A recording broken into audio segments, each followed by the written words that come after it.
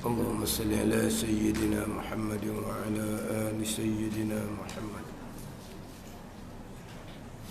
أعوذ بالله من الشيطان الرجيم. بسم الله الرحمن الرحيم. الحمد لله رب العالمين، والصلاة والسلام على سيد المرسلين وعلى آله وصحبه أجمعين. رب اشرح لي صدري ويسر لي أمري واحلل عقدة من لساني يفقه قولي. سبحانك لا علم لنا إلا ما علمتنا إنك أنت العليم الحكيم. ولا حول ولا قوة إلا بالله العلي العظيم. Kitab Faridatul Faraid, muka surat 4, bahagian ke-15 daripada bawah. Muka surat 4, bahagian ke-15 daripada bawah. Qala al-muallifu rahimahullahu ta'ala wa nafa'ana bi'ulumihi amin. Dan demikian wajib atasnya, atas tiap-tiap mukallaf mengetahuikan barang yang, yakni sifat yang wajib pada hak segala Rasul alaihimussalatu wassalam, dan barang yang, yakni sifat yang mustahil atas mereka itu, atas segala Rasul alaihimussalatu wassalam, dan barang yang harus baginya, ini sifat yang harus baginya bagi segala Rasul alaihimussalatu wassalam. Dan demikian sebagaimana wajib pada syarak atas tiap-tiap mukallaf mengetahuikan segala sifat Allah, demikian juga wajib atasnya, atas tiap-tiap mukallaf mengetahuikan barang yang wajib pada hak segala Rasul alaihimussalatu wassalam, dengan makna sebagaimana wajib atas, wajib pada syarak atas tiap-tiap mukallaf mengetahuikan segala sifat Allah, wajib juga atas mukallaf mengetahui sifat Rasul.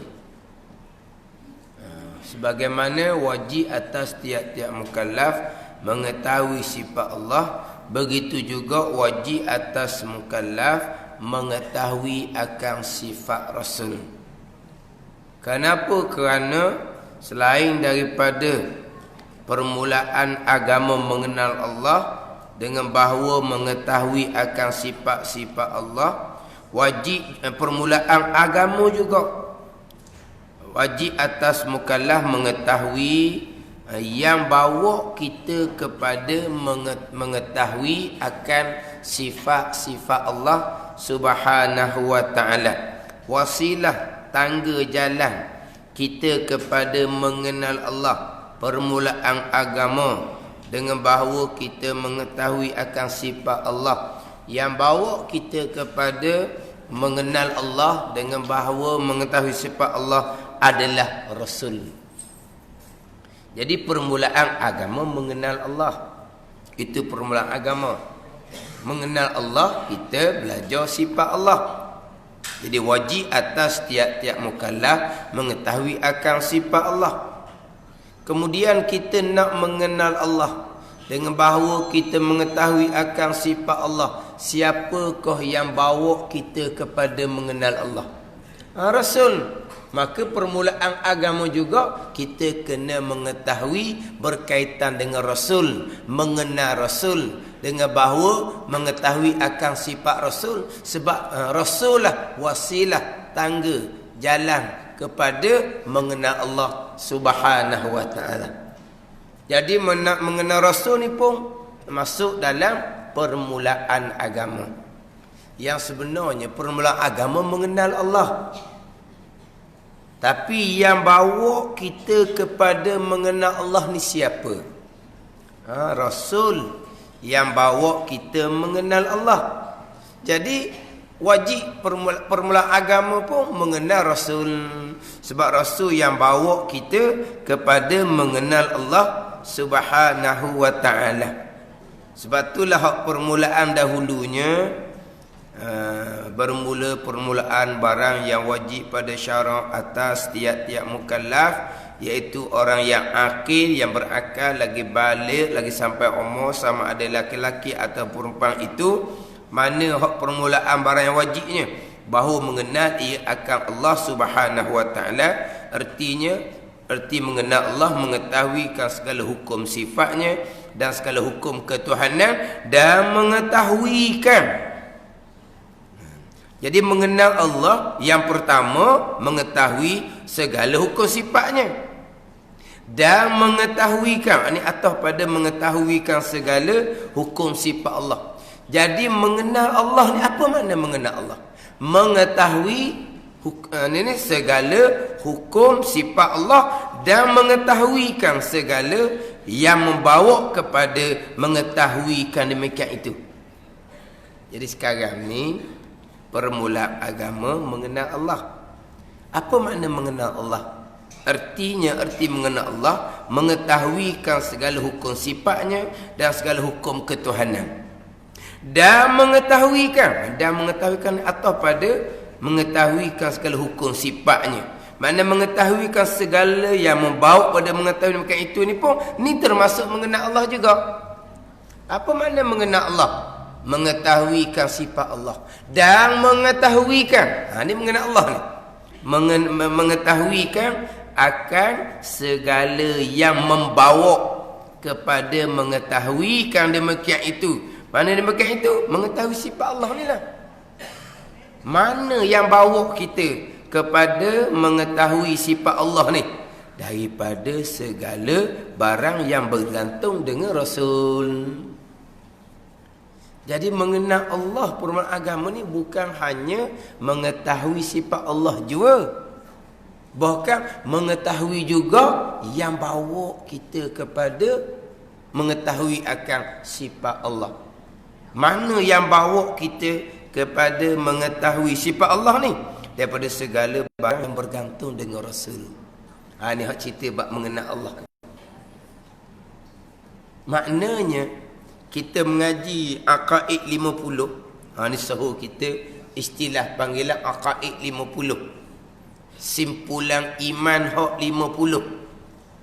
Ngaji sifat Allah, sifat Rasul, sifat wajib, sifat mustahil, sifat harus bagi Allah, bagi Rasul. 50 akidah ni, inilah dia mengaji mengenal Allah permulaan agama.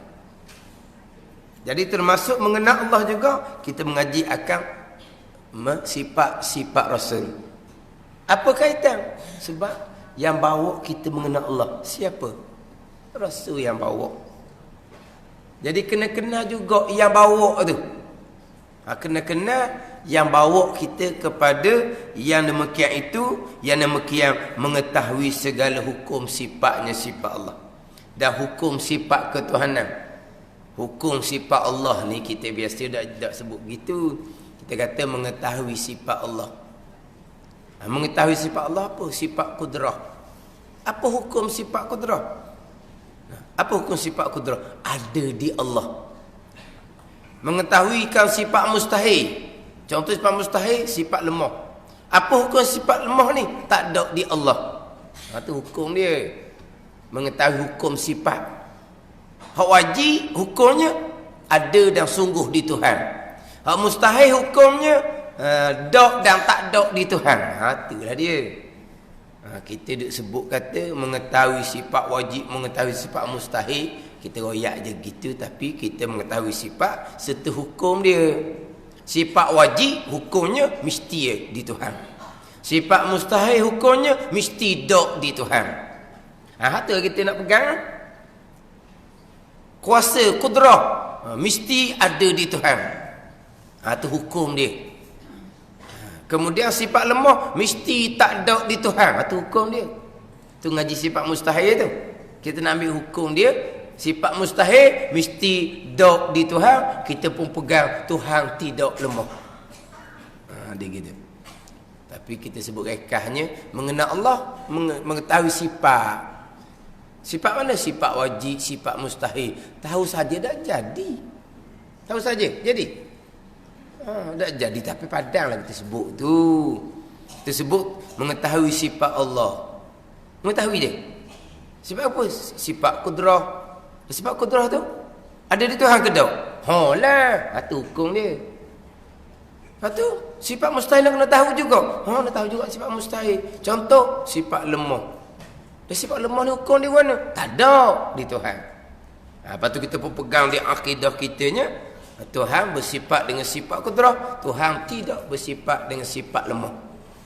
Hak tu hak cara sebenar. Tapi kita tak gisi tu pun gitulah hakikat pegangan kitanya. Kesaja je. Belajar sifat kudrah. Lepas tu, apa kudrah? Kudrah. Kudrah apa? Ada di Tuhan. Itu hukum dia. Lepas tu kudrah ada di Tuhan. Udah mana kita? Kita pun percaya. Kita pun mengaku putus di hati. Allah bersifat dengan sifat kudrah. Itu hak kita nak pegangan.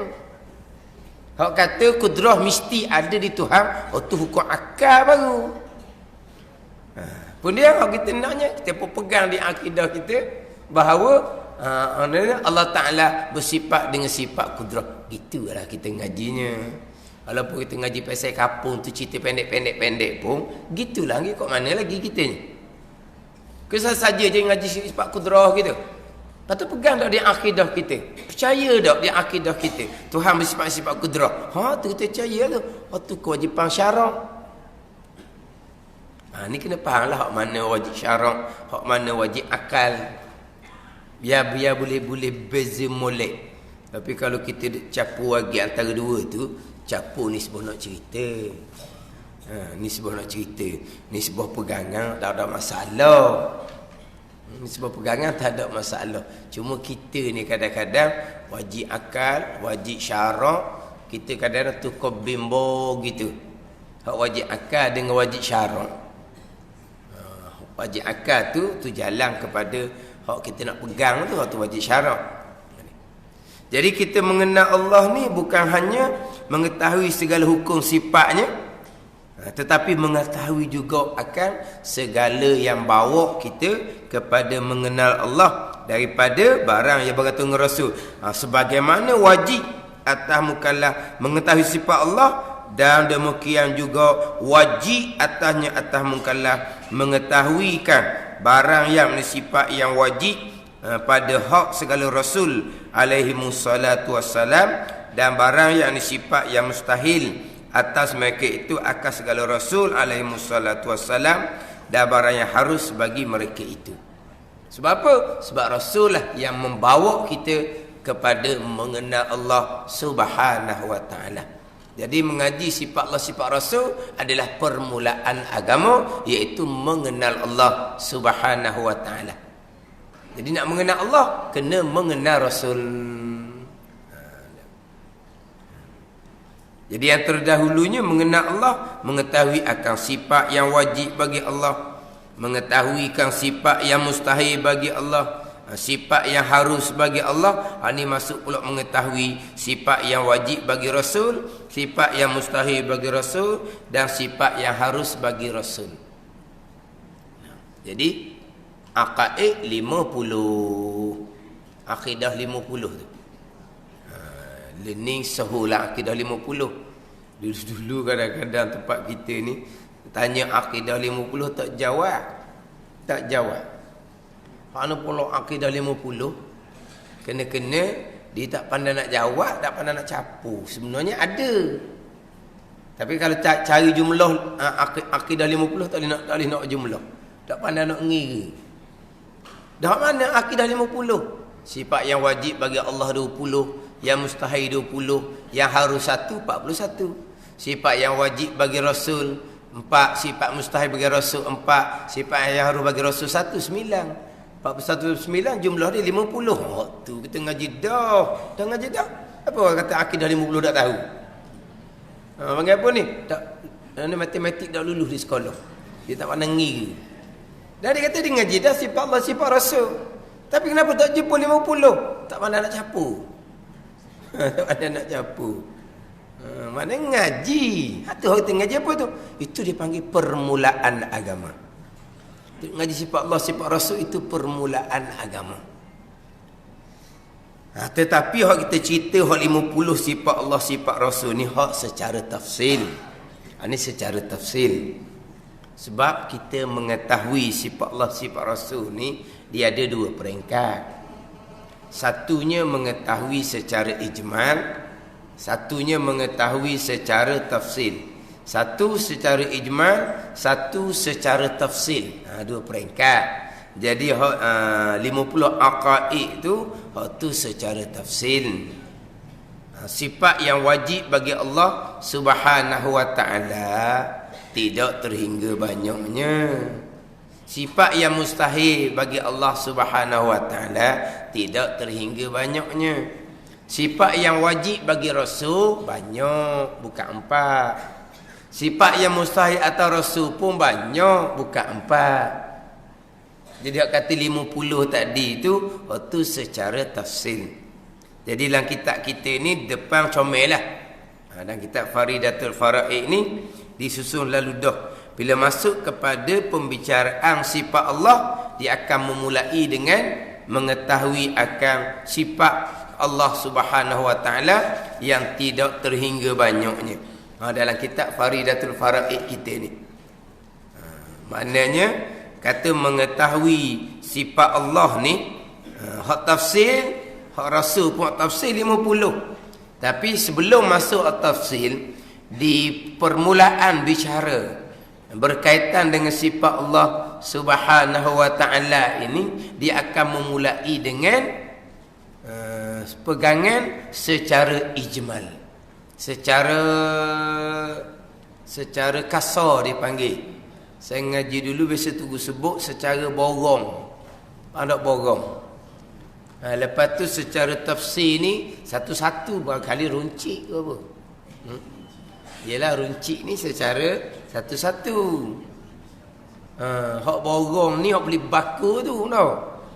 Hak beli baku tu lah.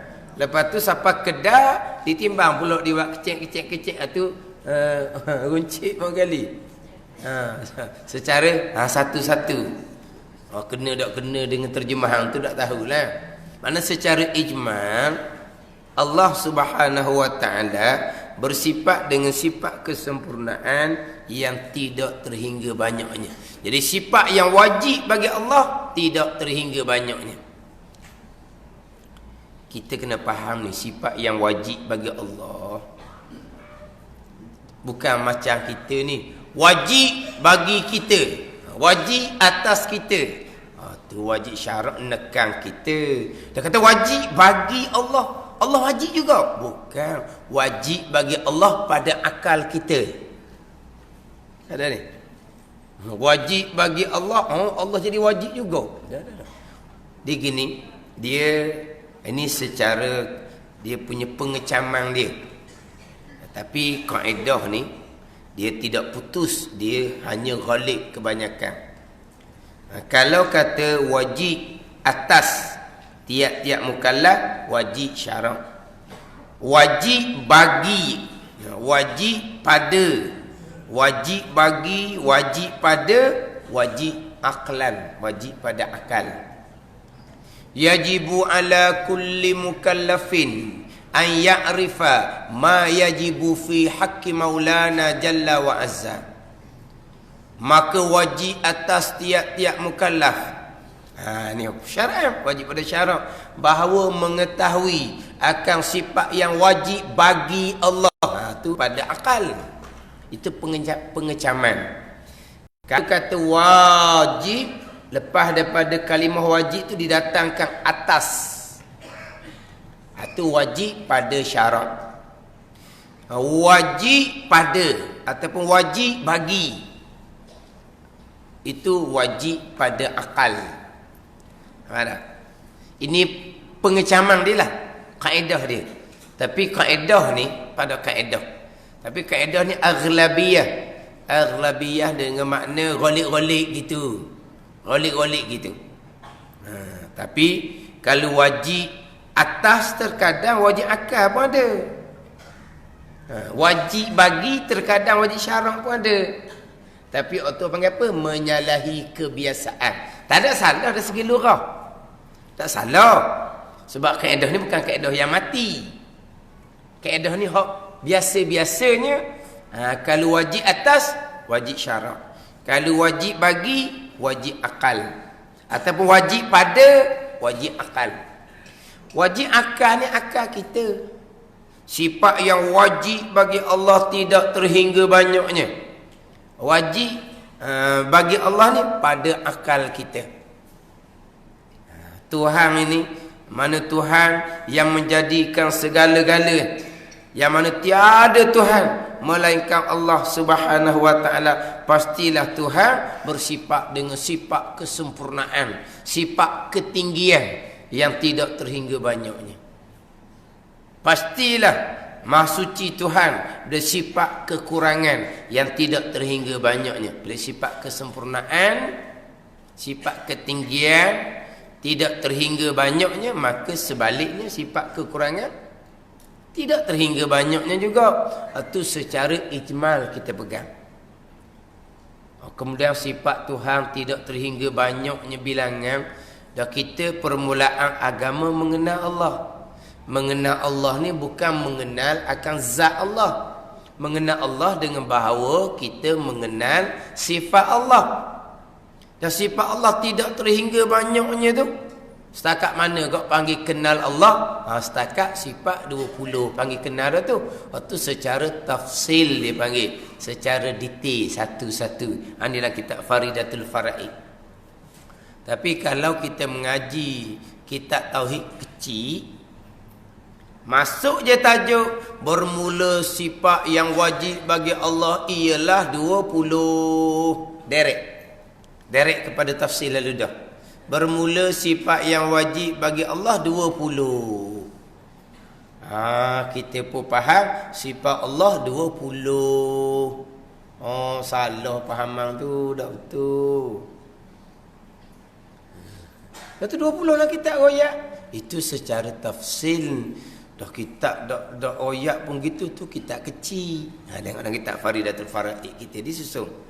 Secara ijma tidak terhingga banyaknya. Secara tafsir barulah 13 ataupun 20. Jadi kalau baca kitab kecil kena mahir lah. Tapi bukan kata baca kitab kecil. Dia nak mengajar tauhid ni, guru tu dia kena berguru dan kena mahir. Kalau tidak berguru tak boleh mengajar.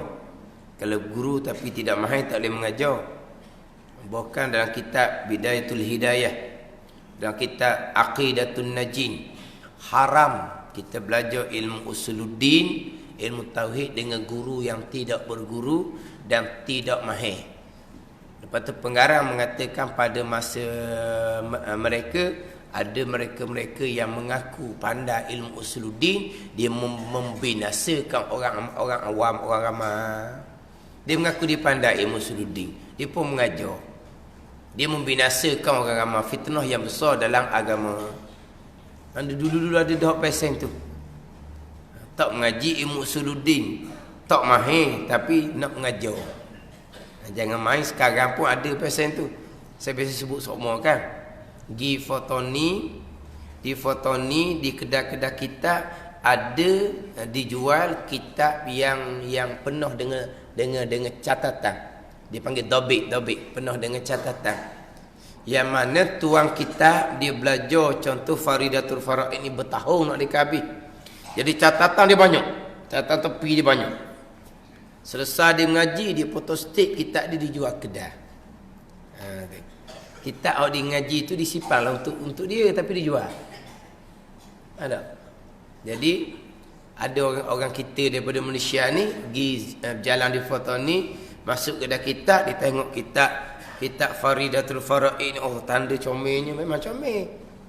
Sebab dia ngaji tu dia punya tulisan memanglah khauk dia comel. Mana? Kita semua ni tulisan Jawi comel ke tak? Comel ke tak? Ke catat ke umi dalam kitab? Ke umi? Oh, wow. Tak jadi kita tu catat ke Umi. Dia kena catat kok jauh lah. Catat ke Umi. Kena. Jadi dia punya catatan memang tulisan dia comel.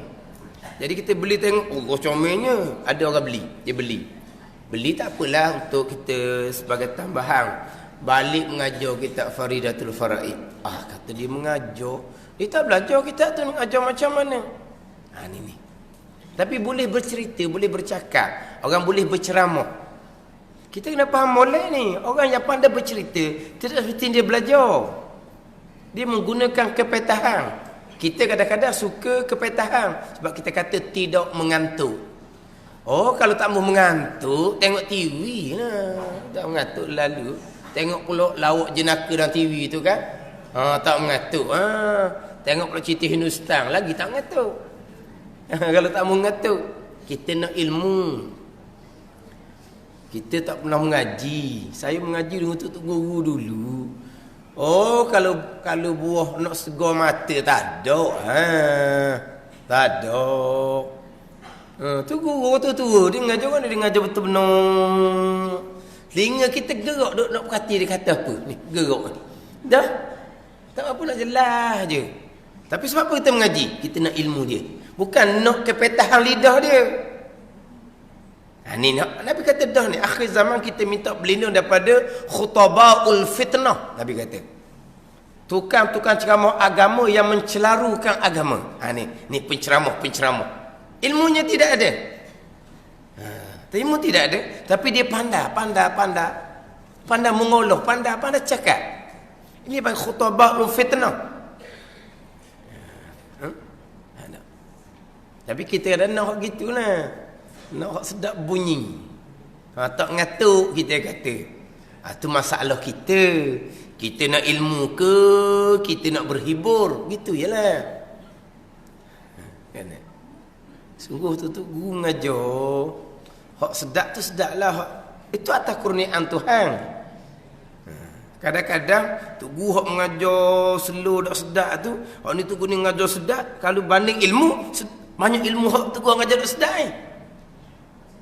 Faham tak? Sama tu guru dah ni, tapi ni ngaji lama ni, tapi dia ngajar setara mana? Ni ngajar sedap. Dia tak selama mana ngaji tu guru kata ngajar dak sedap. Jadi tak belajar kitab, tapi oleh kerana kitab tu ada catatan, di balik buka kelas, baca kitab Faridatul Faraid. Kata payah pasal ni. Memang tak belajar kitab ni, dia baca. Lepas tu lama dengar berhenti dah ustaz. Apa berhenti? Dia kata tinggi. Sebaik kok dia berhenti. Sebaik kok dia berhenti. Sebab kitab tauhid ni bukan macam kitab fiqh. Kitab fiqh ni boleh dongeng kok mana-mana pun. Ada dongeng. Hukum hakam mengarut sekali dia duduk cerita. Tapi boleh dongeng. Hak depan tu hak kita kata. Ya apa? Mata den ni. Hak depan tu angguk je. Tak tahu kehala apa? Tak tahu kehala apa ke? Kan kita cakap dah. Tak tahu kehala dia tu. Ke tak tahu kala. Kala. Tak tahu kala. Kala gitu ya? Kala jengking. Kala. Jadi hak dengar tu sedap. Sebab tu kamu boleh dongeng, tapi tauhid nak dongeng kok mana tauhid? Tauhid nak dongeng kok mana? Jadi baca dak ada apa lekok, dia serendam. Minta maaf lah. Saya dah nak gidah kitab Faridatul Faraid ni tinggi. Nasib baik. Nasib baik. Tapi tu cerita tu kau pernah cakap dah tu. Dia nak gigok, dia berhenti. Tapi masalahnya dia tidak belajar. Ada. Lepas tu kadang-kadang baca kitab story, tu biar tahu tu sebab apa. Lepas tu dia main kok lain. Hak menghiburkan kok lain tu. Hak tu dia main. Hak tu jadi kita sedap je. Tambah pula kalau banyak pergi pada isu-isu semasa, isu-isu terkini. Nyakut pula gitu je. Kalau kita handah pula mereka lagi cerah mata. Gitu. Kerana kita bukan nak pada ilmu, kita nak kepada suka-suka. Tak kena pastikan ilmu tauhid terutama sekali. Ilmu fiqh pun samalah. Ilmu fiqh pun takut jadi khutabaul fitnah. Tukar-tukar ceramah Nabi kata yang mentukar khutabah. Khatib ni tukar ceramah lah. Kita sebut khatib kan pegang tukar atas mimbar tu. Tu iyalah juga. Khatib ni penceramah. Khutabaul fitnah penceramah agama yang mencelaukan agama. Ilmunya tidak ada. Jadi penyampaiannya lama, maka banyak tu. Masuk hak bukan-bukan dah jadinya. Tapi oleh kerana hak dekat dengar tu pun dak kerti apa, tak ada apa-apalahnya. Jadi kitab kecil memang gitu. Bermula sifat Allah 20. Allah 20. Itu secara tafsil. Ijma' tidak terhingga banyak. Ini mengenal Allah. Mengenal Rasul kita juga. Sifat Rasul secara tafsil 4 ataupun 3. 4 ataupun 3. Dalam matan Umil Barhi, contoh dalam kitab Aqidatun, dalam kitab Matlaq Badrain, di awal tu ada tauhid Umul Barhi. Sifat Rasul 3, sidik, amanah dan tabligh. 3. Hak wajib atas mukallaf mengetahui secara tafsir 3. Sidik, amanah dan tabligh. Fatanah tidak ada di situ. Dan kitab Hidayatus Sibyan pun sama. Fatanah tidak ada di situ. Fatanah cerdik itu. Kenapa fatanah tidak wajib kita berpegang secara tafsil? Fatanah pegang secara ijmal. Yang mana Rasul pilihan Allah pastilah bersifat dengan sifat sempurna nisbah seorang manusia. Sebab Rasul bukan Tuhan. Rasul bukan Tuhan. Jadi sempurna di Rasul ni sempurna nisbah seorang manusia. Jadi termasuk sifat sempurna manusia dan cerdik. Maka fatanah sudah masuk dalam pegangan secara ijmal. Rasul pilihan Allah di kalangan manusia yang bersifat dengan sifat yang sempurna nisbah seorang manusia. Termasuk di dalam tu fatanah. Setengah mengatakan fatanah tu sudah masuk dalam sifat tabligh. Sebab tabligh nak menyampaikan mesti fatanah, mesti cerdik.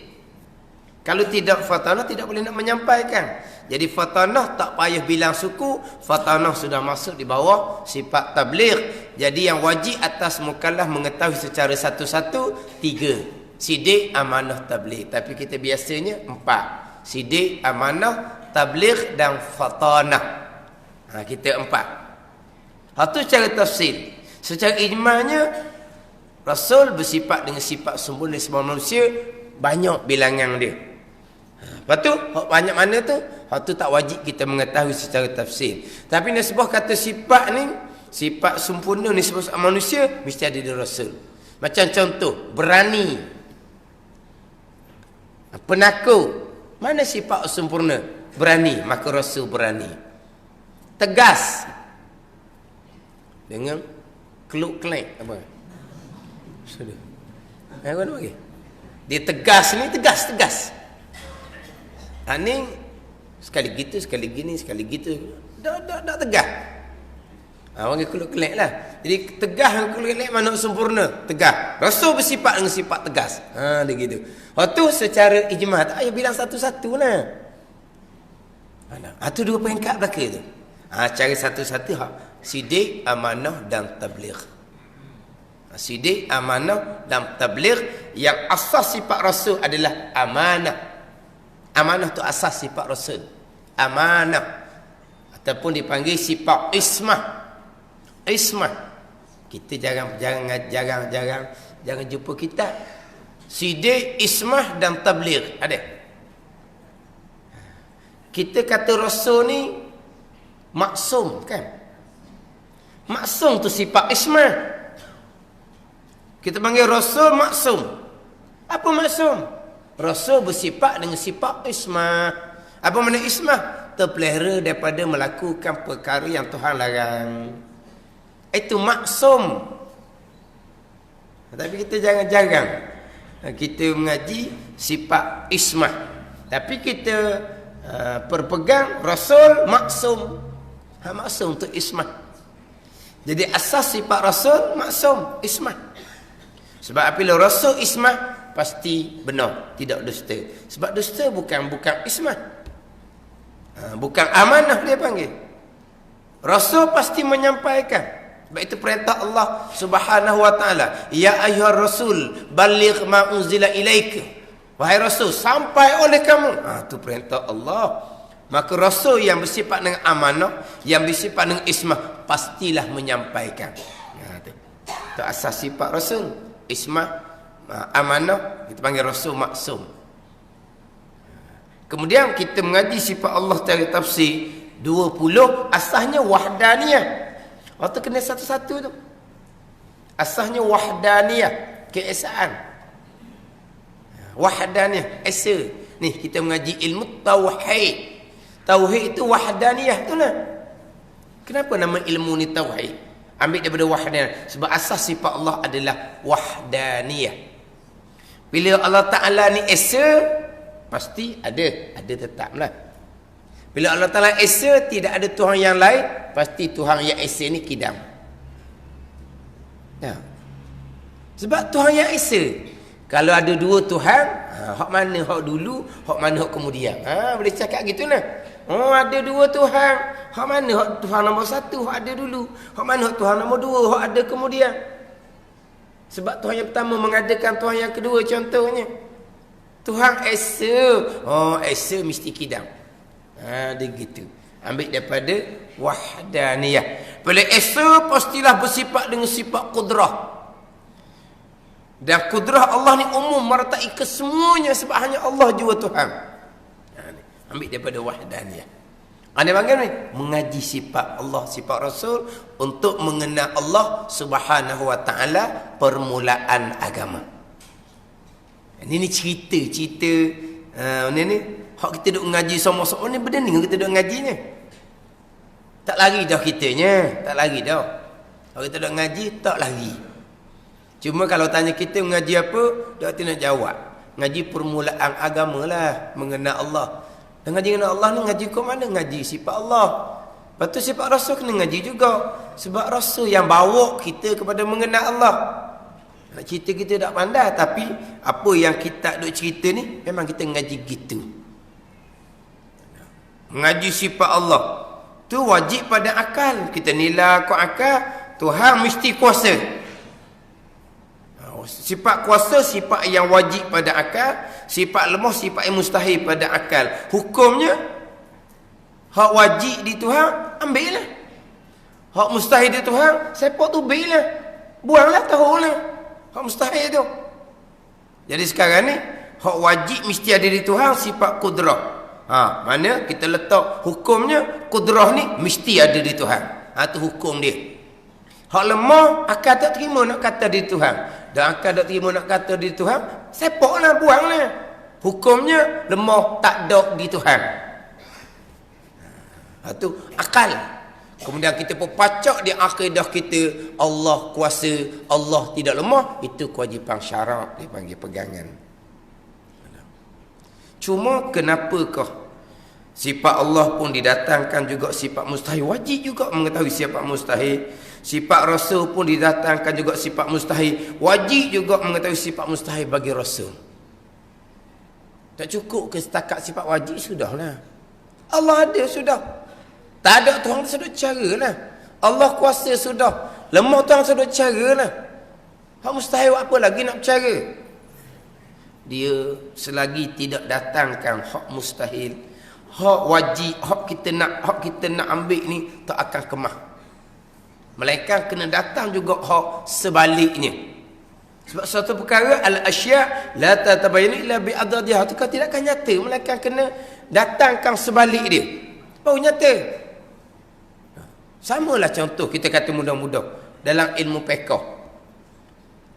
Hak mesti kita kena lengkapkan syarat dengan rukun. Apabila syarat kita tak cukup, maka jadi batal. Bila rukun kita tak cukup, jadi batal. Jadi tajuk batal tak payah. Apa lagi tajuk batalnya?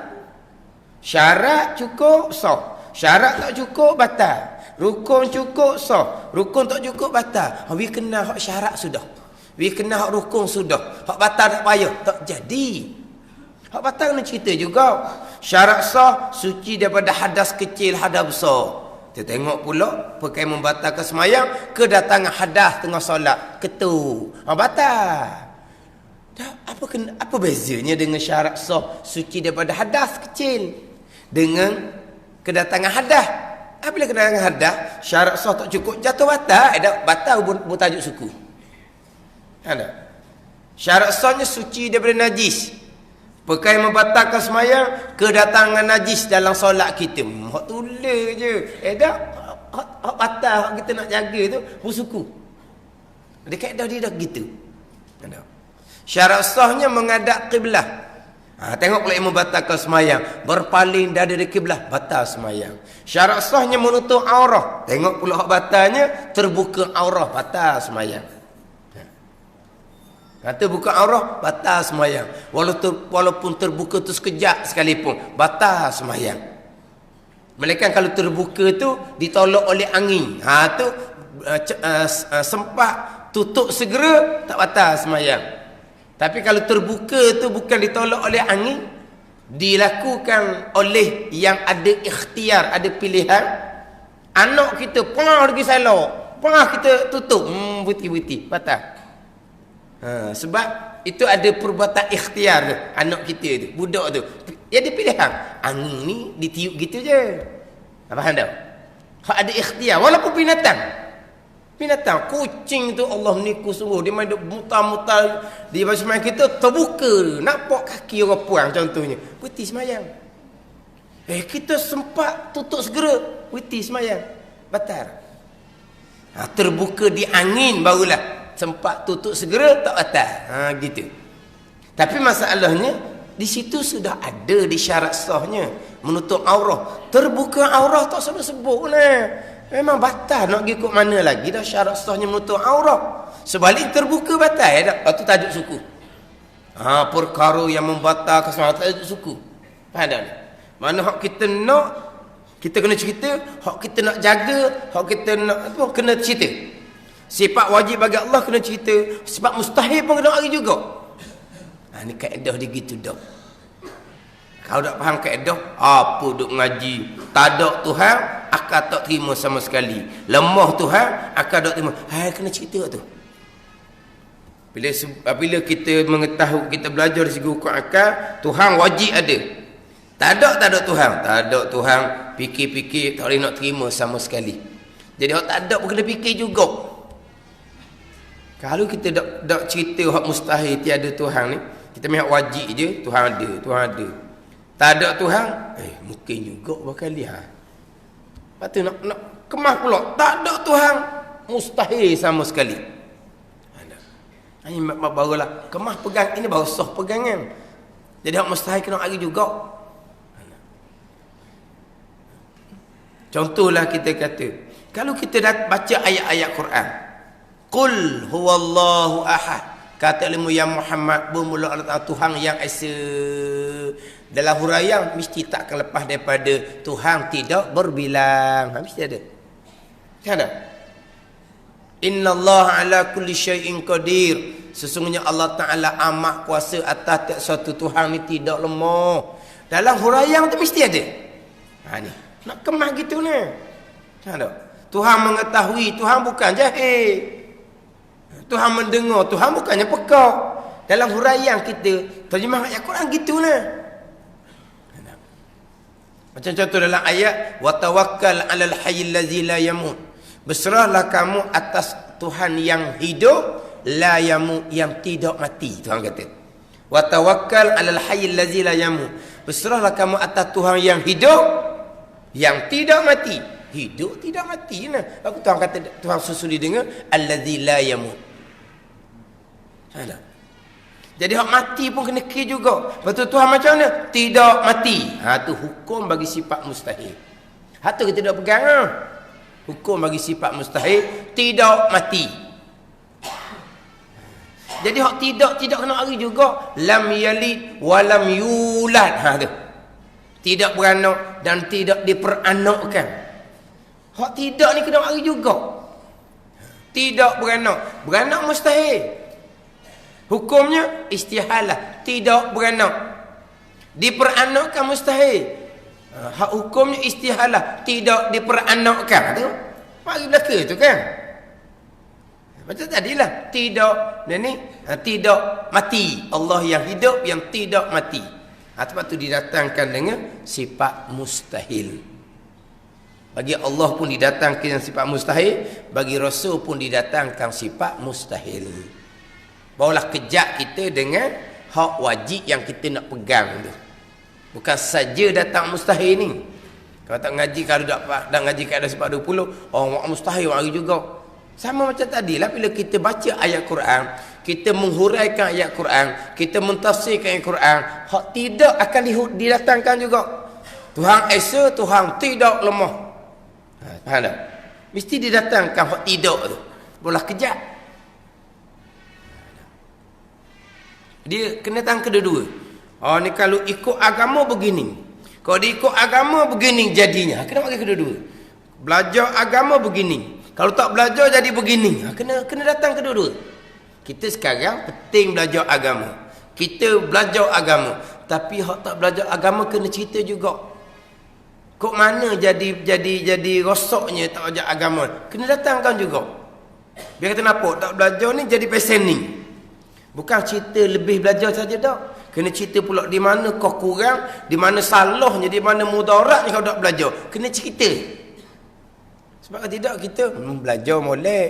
Hak tak belajar molek gak, dia mayang gak. Sebab apa? Dia hanya mengetahui hak yang dikendaki saja, yang nak ditinggalkan dia tak tahu waktu. Kena tahu. Kita nak tinggalkan jahil, tak belajar tu kena tinggalkan. Kalau jahil macam mana jahil ni? Kalau tak belajar macam mana ni? Sama juga pentingkan belajar fardu ain.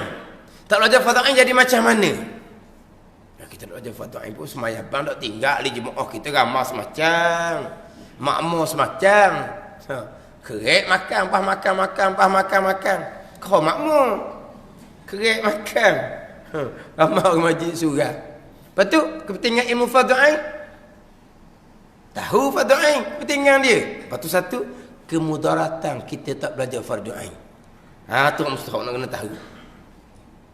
Kalau tanya, kalau kita tak tahu kemudaratan, macam mana ilmu fardu ain? Ilmu fardu ain mustahak. Lepas tu macam mana ada ke ilmu fardu ain? Tak ada lagi. Dia kata mustahak. Iyalah, mustahak. Tapi kenapa jadi boleh lok tak ada lagi tu? Sebab dia tak kemah mudarat tak ada. Dia cuma tahunya comel ada. Kalau ilmu fardu ain kalau ada comel. Tapi kalau tak ada, buruk nak pakai tu dia tak penapa. Lepas tu okeylah tak cari dah ni. Kalau ada pun alhamdulillah dapat comel. Kalau tak ada, jadi macam tak ada pun okey. Sebab apa tu? Sebab dia tak susuli dengan macam mana kalau tak ada. Kalau kita bertanggungjawab pula. Kalau kita boleh adakan majlis ilmu fardu ain, so manfaat pada kita yang bertanggungjawab ni. Tapi kalau kita tak tunaikan tanggungjawab, kita dalam keadaan tak ada ilmu fardu ain, tak apalah, tak ada ilmu fardu ain pun kita ambil ilmu lain lah kata. Dan ilmu fardu ain ke mana? Biarlah. Ni. Sebab tak tahu hak lawang dia. Hak sebalik tu tak tahu, maka tak kemah kita. Jadi kena tahu kedua-dua. Hak kita nak pun kena tahu, hak kita tambuh pun kena tahu. Sifat wajib kena tahu, sifat mustahil pun kena tahu. Kau panggil apa? Ada garis sempadan. Ada hak ni, hak kita nak, hak ni hak tertambuh, hak tambuh ni kalau kita mana kita tak usahakan, hak mana kalau tak hak tambuh ni, hak dalam keadaan kekal jahifan tak tambuh ni kita tidak sempurnakan, macam mana punahnya kita? Rasul ada jemaah kita macam mana? Kita ni pula yang pegang tanggungjawab macam mana?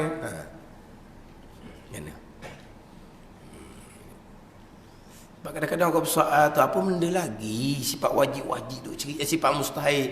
Ceritalah sifat mustahil tu. Ni tak faham kaedah kau panggil. Tak faham kaedah. Ulama susun dah sifat wajib sifat mustahil. Lepas tu selagi pula ialah kita ngaji kapung tadi kan. Hak mustahil pegang juga. Lepas tu mudah orang maknanya kita orang nak dia bukan nak cerita sangat, dia nak buat kita ni tak reti sangat. Hak wajib pegang. Hak mustahil pegang. Dah cukup 50 kan. Hak mustahil je pegang. Hak pegang. Dia pun maknanya lalu. Contoh mustahil lemah. Haji pegang Tuhan lemah. wajib pun sandar. Sungguh bila pegang tuan lemah. Tapi saat ni tanya, hak wajib pegang? Pegang. Hak mustahil? Pegang. Nak cukup 50 kan? Hak wajib pegang juga. Pegang. Hak mustahil? Pegang. Boleh tanya balik mustahil tu apa? Lemah Tuhan. Haji pegang Tuhan lemah? Tak. Saat ni kata pegang hak mustahil. Sifat wajib bagi Rasul benar. Sifat mustahil bagi Rasul dusta. Pegang Rasul dusta. Sandar. Dia pun kata siapa-siapa yang pegang sifat mustahil bagi Allah Rasul kafir. Kan jauh kampung. Kan jauh dah. Pegang sifat mustahil kafir. Memanglah kalau pegang sifat mustahil itu kafir. Tapi orang ni tak terjawab je. Dia tak pegang buat mustahil itu. Dia pegang istihalah hukum dia. Dia pegangnya Tuhan tidak lemah, Rasul tidak dusta. Tapi nak cerita tak pandai, tak pandai nak cerita sini ada. Mana sepatutnya diroyaklah. Sepatutnya gini. Maknanya cakap tu macam tak betul. Hak mustahil pegang, tu cakap macam tak betul tu, tapi pegangnya betul. Kita bukan pegang hak putih sifat mustahil, kita pegang hukum dia. Hak mustahil akal tak terima ada di Tuhan, maka kita peganglah mustahil tak ada di Tuhan. Kita peganglah lemah tak ada di Tuhan. Itu kita tak pegangnya. Dusta tak ada di Rasul, khianah tak ada di Rasul, kitman sembunyi wahyu pun tak ada di Rasul. Itu kita pegang. Tapi kalau nak cerita, nak buka kita tak apa. Ni dia nanya kadang-kadang. Marilah ustaz, apa pula? Ustaz suruh cari orang ajar sifat 20. Kita cari orang ajar sifat 20. Lepas tu, habis kapir kita Apa pula kapir? Lalu dia tanya kapung, pegang akad 50 tu lah. Cuba bilang balik akad 50. Supayalah bilangnya. 20 yang wajib, 20 yang mustahil. 4 yang wajib, 4 yang mustahil bagi Rasul. Begitulah dia ceritanya. Dia cerita, dia nak teh. Lepas tu, cuma sekali tu 50. Pegang belaka. Pegang belaka. Hak 20 mustahil pegang juga. Pegang. Hak 4 mustahil pada Rasul pegang. Pegang. Kapir dia bubuh. Orang kapur ni, lah punya kapir. Faham je lah. Dia kata, Ustaz, cari hak ngajar sifat 20. Iyalah, pilih kau sikit. Dia letak atas kita suruh cari. Tapi dia salah pilih. Salah dia berkata kapir. Tak. Hak kita pegang hukum dia. Cuma kita tak pandai. Tak pandai nak. Tak pandai di sini ni, di mulut ni tak pandai nak cerita. Di sini ni pun tak pandai sininya. Rasul tidak dusta, Rasul tidak khianat. Tuhan tidak ada permulaan, Tuhan tidak ada kesudahan. Tuhan tidak serupa dengan makhluk, Tuhan tidak berbilang. Ada permulaan mustahil, ada kesudahan mustahil. Kalau kita pegang, tak ada permulaan lah kita pegang. Itu memang istihalah dia. Hukum pada sifat mustahil. Gitulah. Kau mana lagi, kita tak lagi dah.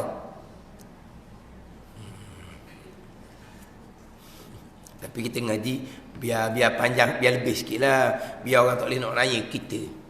Tu dia nanya. Bahan habis kapi orang kapung. Dah jawapan sama. 50 akidah wajib pun pegang, mustahil pun pegang. Memang betul lah kalau pegang mustahil itu kafir. Sifat mustahil tak ada Tuhan Adam. Kita pegang Tuhan Adam, Tuhan tak ada kafir apa lagi. Tapi tak ada orang mengaji pergi pegang sifat Adam tu, tak ada. Kalau kita pegang tak ada Tuhan tu. Tu kita pegang. Mustahil baharu, baharu. Waktu pegang. Mustahilnya fana binasa, binasa kita pegang. Hak tu kita pegang. Ni dia akidah ni, walaupun di mulut ada cerita sekalipun. Payah juga ni. Dia sebab itulah dia kaedah 40 ni, kaedah yang terbaik. Kaedah dia ada pakar 1000 tahun. Dia kadang-kadang jadi momokkan orang daripada kesilapan orang yang bawa. Jadi orang pun momokkan bahawa sifat 20 ni tak betul, sifat 20 ni memayahkan, sifat 20 ni begini-begini. Kadang-kadang mari daripada orang yang bawa tu. Orang yang bawa tu jadi yang merosakkan. Jadi orang tak boleh hidah ke sifat 20, orang tukang bawa ni pula. Ada. Yelah macam beginilah kadang-kadang. Agama molek. Tapi orang yang bawa agama tu banyak sangat. Orang tak molek. Jawa Timurnya agama tak molek. Kenapa dia agama tak molek? Kerana orang Islam tu. Kerana orang Islam. Pada Islam tu molek. Ni kerana bawakan orang. Sifat 20 molek kerana bawakan orang. Itu menyebabkan jadi memokang. Jadi tak molek. Tak ada dah kita ni untuk orang awam kita ni. Kaedah ni lah. Hak terbaik bagi kita ni untuk permulaan agama mengenal Allah Subhanahu Wa Taala, ngaji sifat Allah dari segi hukum akal. Kalau kita tak mau pakai hukum akal ni, kita nak direct pada Al-Quran dan hadis, kita kena mengaji ilmu untuk memahami Quran hadis. Belah-belah ilmu, waktu kena ngaji betul-betul, belah-belah hati sehari semalam. Sebab kita nak direct kepada mengenal Allah melalui ayat Al-Quran. Waktu kena ngaji belah-belah ilmu tu. Kita ngaji pasal kita pekat kapung ni jalan yang terbaik. Mengenal Allah melalui kaedah sifat 20 melalui kaedah hukum akal. Ni hak permulaan agama mengenal Allah, mengenal Rasul dengan bahu mengetahui akan sifat Allah, sifat Rasul. Dan erti wajib pada syarak itu barang yang lebih pahala atas mengerjakan dia. Dan oleh kerana permulaan yang wajib pada syarak mengenal Allah, apa dia wajib syarak? Mengenal Allah, mengetahui akal sifat yang wajib bagi Allah, wajib akal. Disusuli pula apa dia makna wajib akal. Ni. Disulap dengan apakah makna wajib akal. Ini susunan kaedah dalam kitab Faridatul Faraid. Wallahu